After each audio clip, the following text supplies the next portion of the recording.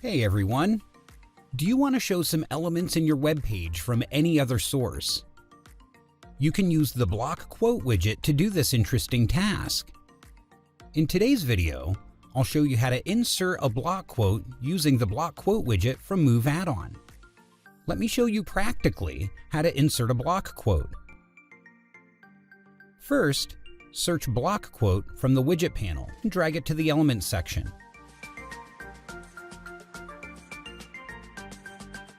Now, change the content accordingly.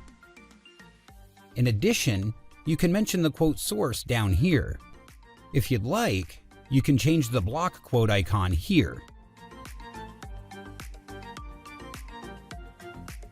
Let's check out the Style tab. Here, you can see the alignment and background options.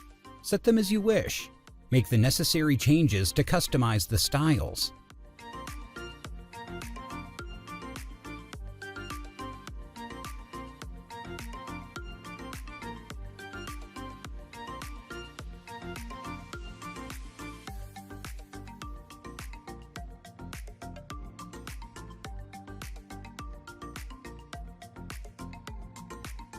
I hope you can now set up the block quote section on your website using Move Addon.